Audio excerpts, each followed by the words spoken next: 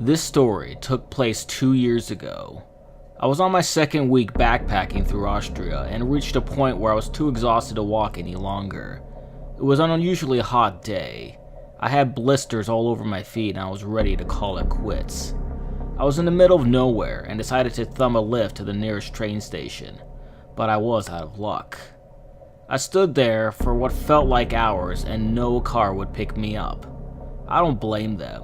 I spent 2 weeks sleeping in the woods, my clothes were dirty, and I probably looked like a maniac.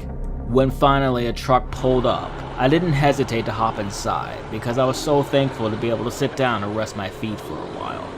I asked the driver if he could drop me off at the nearest station so that I can catch a train to Vienna, but he told me that he was heading back there anyway, and that he could take me there as long as I didn't mind him making a stopover to load the truck. I didn't, and so we drove along. We made some small talk, and he seemed to be very polite. It was a pretty enjoyable ride until we reached the first stop. He loaded his truck while I walked around a bit and bought some water at the gas station nearby. He offered me drinks a few times along the way, but I always declined because I didn't feel comfortable with it. I got back into the truck, and we continued the drive to Vienna. Almost immediately after we took off again, he told me that it wouldn't be a problem with him if I wanted to take some clothes off since it was such a hot day. I told him that I was fine, but he brought it up a couple more times. He also asked me if I wanted to take a nap in the back, and that he had several hitchhikers sleeping there in the past. I declined again and started to feel a little uneasy around him, and planned to leave the truck at the next gas stop. All of a sudden, he yelled at me to put my head down and hide because he was driving past his stepfather's car and didn't want him to see me in the truck. That struck me as odd, but I did it anyway because his yelling took me by surprise. That confirmed my reasoning to get out of there as soon as possible, and I asked him to drop me off at the next stop, made up an excuse that it was my goal to enter Vienna by foot and that I was well rested enough to make it thanks to his lift. He agreed, and I got my stuff ready. He suddenly turned to me and said that I looked familiar. He was sure that he had seen me somewhere before. I shrugged it off, but he insisted he remembered my face. He asked me if I went to a swinger club, because he was sure he saw me there sometime. That caught me off guard, and I told him that this was impossible because I've never been to that one. Well, do you want to? I'm going to one in Vienna. Let's go there together. I'm sure you'll like it. At this point, I really wanted to get off the truck ASAP, and told him that I had no intention to come with him and asked him to drop me off now. He didn't answer, but he reached into his pants and started masturbating while he drove along. I froze up, clutching my backpack on my lap, and didn't know what to do. I kept thinking that I'd jump off as soon as he stopped somewhere, and try to ignore what he was doing since he didn't respond to my plea to let me out. A gas station was coming up. He stopped what he was doing and asked if we should take a shower together. I figured that there would be people around and that would make it easier to get rid of him, so I told him sure, why not? He pulled up, and as soon as he stopped, I yanked open the door and ran across the parking area of the gas station, hoping that he wouldn't come after me. He didn't, so I just kept running until the station was out of sight and I reached a busy street. Only after my heart stopped racing and caught my breath, I realized that I left my shoes in his truck. I walked the last few kilometers barefoot and kept a lookout for the truck until I reached Vienna.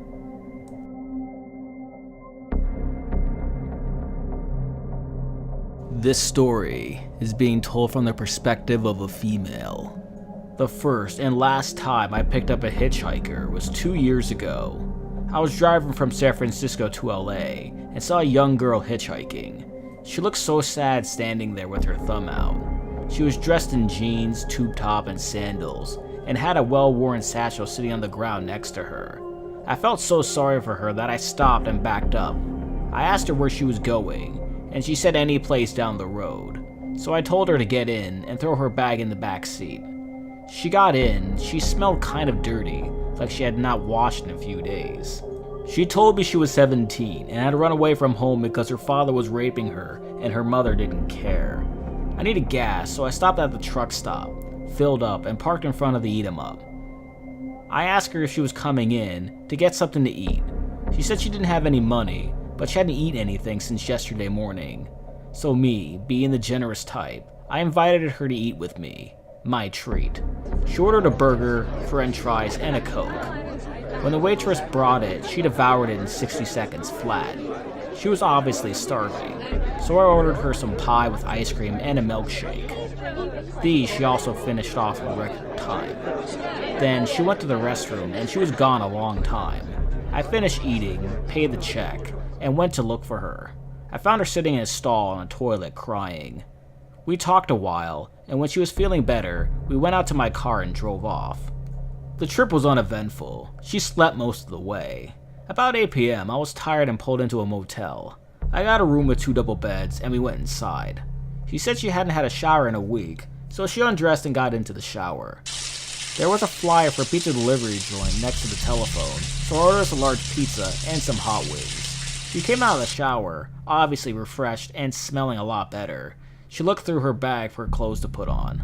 All her things looked so filthy, so I asked her if she would like a clean pair of panties and clean robe to wear. When the pizza and wings came, I went out to the machine and got us some drinks. We ate and watched TV. I was beat from driving most of the day. I told her I was going to sleep. It was about 9:30 when I went to sleep.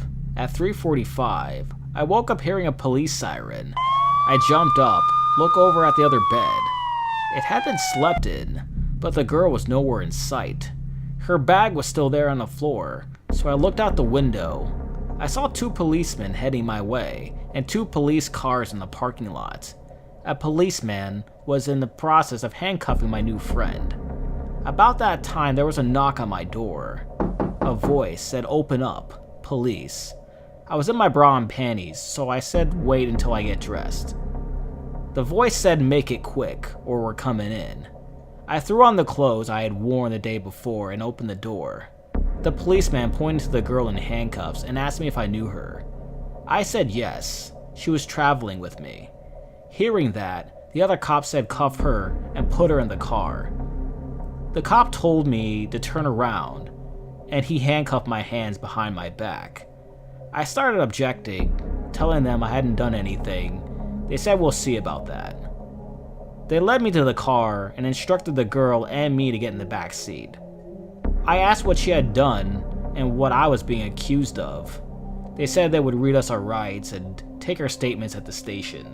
The girl was crying all the way to the station, so she couldn't tell me anything. When we arrived, they put us both in a cell, slammed the door, and left. The girl was calmed down, so I asked her what was going on.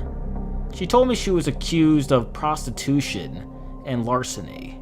I asked her what had happened, then she said she was guilty. She had went knocking on motel doors and asked the man that answered if they wanted company. She said the first man said yes, and she got him to pay her $50 and went to bed with him. Then she went to the second door, but the man was with his wife. So she went to a third door. The man let her in and paid her $100, so she did him. He fell asleep before he paid her, so she got up, found his wallet in his pants, took it, and snuck out the door. She was on her way back to my room when he came running out yelling thief and caught her. The desk agent called the police, and I knew the rest. They called us out of the cell and led us down to separate rooms. They read me my rights and asked me if I wanted a lawyer present before I made a statement. I said no because I hadn't done anything. They said I was being accused of being an accessory to prostitution and robbery. I explained that I picked the girl up that morning. She was hungry, so I bought her food and let her stay in the motel with me because she didn't have any place to sleep. They didn't believe me. They said I was the leader of her little prostitution and robbery scheme. They took me back to the cell, and soon the girl was brought back. She said she told them I had nothing to do with her crimes, but it didn't sound like they believed her. The next morning, we went before the judge in arraignment. He set her bail for $10,000, and mine was $4,000. I wrote them a check for my bail, and after it cleared the bank, they released me. I got a lawyer and told them the whole story. 4 days later, he called me and said all charges had been dropped, and I could get my bail money back. The lawyer cost was $4,500, a high price to pay for trying to help someone. The next hitchhiker I see will only see my dust as I speed off.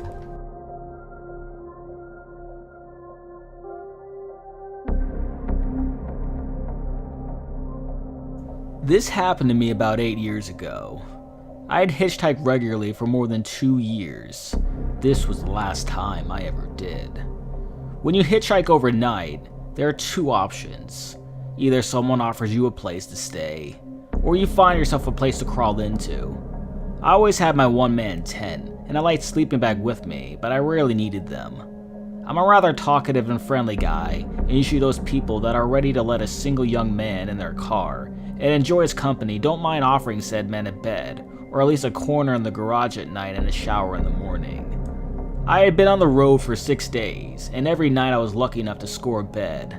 The second night, I'd been invited to come along to a house party. The third night, I was offered to join some sort of family reunion where a father met his kids for the first time in years. But I politely refused because his ex-wife obviously minded having a smelly stranger around. In return for being polite, I got a beer and a pack of yogurt and was allowed to sleep in the car. I think when you hitchhike, it's best not to have a fixed schedule or route. It's much more pleasant to follow whatever recommendations the locals give and drift day by day just a bit closer to your destination. Hitchhiking is not really a way of traveling. I think it's more of a way of thinking. A way from get from here to there thinking towards a more zen-like the journey is the reward mentality. Still, those 6 days, I got pretty far.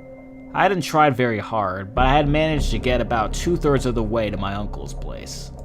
I started on Monday, had 6 days of luck, and just when God was getting ready for his day off, my luck disappeared.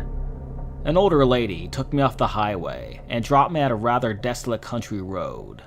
There were still cars driving, but the sun was getting ready to kiss the horizon. If there's something you learn as a hitchhiker, it's that when dawn comes, no one trusts strangers anymore. No one trusts the lone unkept man that stands at the side of the road waiting for a ride. And if you are a lone unkept woman standing at the side of the road, you better not trust those cars that stop for you.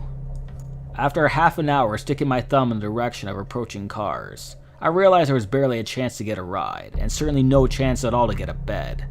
I started walking out the road and towards a small forest. It's never good to sleep in the open. The police will bother you, and drunk strangers might.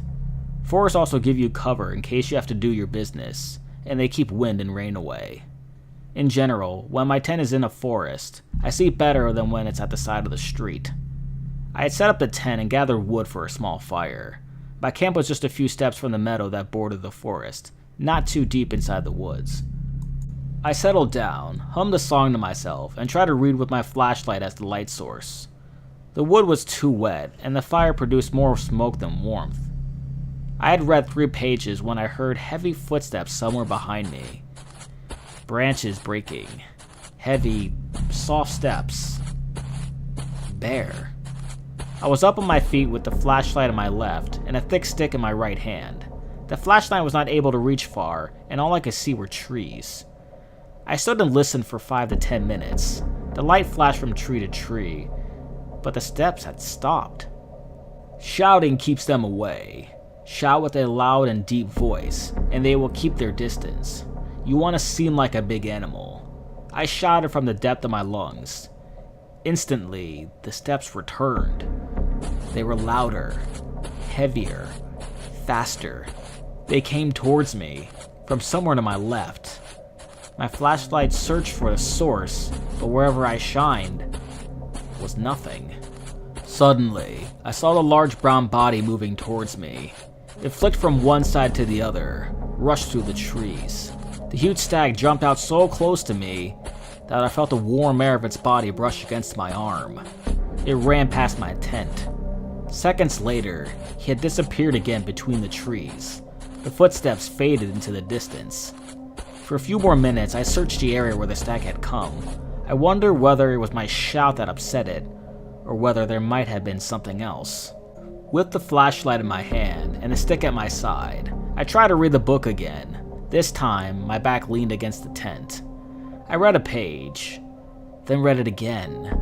Even when I read the page for a third time, the words still refused to stay in my head. I gave up. I left my small collection of food in a plastic bag outside the tent. Then I crawled inside, pulled the zipper shut, made sure the knife was at my side, and closed my eyes. Nightmares the whole night. Just nightmares. Nightmares of someone chasing me. Nightmares of someone catching me. Nightmares of someone cutting me open. Nightmares had ended with my death. But each time, the imaginary world turned black. I sank right into the next imaginary forest. Right into the next chase. I woke up at 5 a.m. Birds were already singing, and through the thin plastic of the tent, I saw the first morning light. The uneven floor of the tent was uncomfortable. There were cold, hard lumps of soil under the plastic, but I was sure I had cleared the space before I had set up the tent. For about a half an hour, I tried to sleep. There was a stirring outside the tent. Some animal rummaging through the underwoods and shaking leaves. Something struck the tent. A loud, roaring moan. I sat up and slowly opened my pocket knife. The movement continued, more vigorously and loudly. Something repeatedly hit the ground. I was too focused on the stirring outside. I didn't notice the movement under the tent's floor until a dent grew right next to my leg. The dent in the plastic rose from the floor to nearly the height of my leg. I pulled my leg away. The dent stopped, shrunk a bit, and moved slowly under the plastic to my other leg. I quickly pulled my leg away, pulled the zipper of the tent open, and crawled out. There was a fawn on the floor right next to my food bag. Its head was in my direction. It made a faint huffing noise. I hesitated. I didn't want to get attacked by a deer for approaching its fawn. The fawn struggled to get up, looked around, but couldn't see its mother. I got on my feet to sneak away. I saw why the fawn was struggling. There were hands around its neck. 2 human hands with grayish skin. The hairy and dirty arms came from out of the ground. The fawn moaned. There was another hand holding its hind legs. The tent shook slightly. Just slightly, but not enough to make me understand. I jumped away just before the hand appeared from under the tent. It brushed my heel, but I had jumped just in time to escape. The fawn kicked again and tried to get up. The hand that attacked me disappeared under the soil. I saw the ground moving slightly, like 2 snakes under a black sheet, moving in my direction. I ran past the fawn to get back out of the forest. I rushed through the trees and back onto the meadow. Then I ran to the street. Only in my shorts, I waved to passing cars, but all just drove by until I finally stood in the middle of the street. A large black car stopped in the distance. I ran towards it. The driver called the police. I'm not sure whether he did it because I begged him to, or because a screaming half-naked man jumped up and down in front of his car. I explained what I saw, but I doubt they believed me. The officers walked with me back to the forest. The fawn's body was ripped into pieces. Part of its leg was pulled into the ground. The neck was clearly broken. The hands were gone. The officers said I would have to come with them. I asked to at least pack my belongings. They watched while I packed my sleeping bag and finally my tent. When I folded the tent, one of the officers gasped. He pointed to a small hole right below my tent. Inside the hole was a round, soft shape, a grayish object. It looked like a branch, if not for the wrist. They unearthed 3 bodies. They had all been cut open. I read the news articles. The people were identified as hitchhikers. 2 of them disappeared a year earlier. The other one 2 years before that. Still, their bodies were in perfect condition. Some expert was quoted that the moist and clay-like soil preserved the bodies. As a witness, I had to stay in town for a week. The police paid the hotel for me. I was called in twice for questioning. The first time was on a day after my fine on Monday. On Monday, they only asked what I had seen, and when I described the hands coming from the ground, they told me not to invent supernatural stories. My story was dismissed as some sort of vivid nightmare. Their psychiatrist suggested that I might have seen or smelled the bodies, and that my mind created the rest of the story to warn me. On Friday, they asked me to come in a second time. On Friday, they were suddenly very interested to hear my other stories. They wanted to know the details of what I had seen. This time, when I described the hands and how they held the fawn and tried to grab my leg, they didn't stop me. They didn't doubt me. They didn't say it was just a nightmare. They just nodded and wrote it down. Afterwards, I talked to one of the officers. I asked him whether they had any hints as to what had happened. He said that they don't know, and that they likely will never figure it out. He said the whole situation was weird. He said that was odd that the bodies should have been rotten, but were still in good condition. And he said there was fresh meat in their stomachs. Thanks guys for checking out this narration. Please subscribe as I put out new videos every Tuesday and Thursday night. You can also like this video along while commenting. Have you ever had any bad experiences hitchhiking? Once you're done doing all of that, you can check out playlists of videos from creepypastas to original stories that I've written, even true stories like this one. If you have any scary stories that are true or otherwise that you would like for me to narrate, you can email me at danscares@gmail.com. Until next time, sleep tight.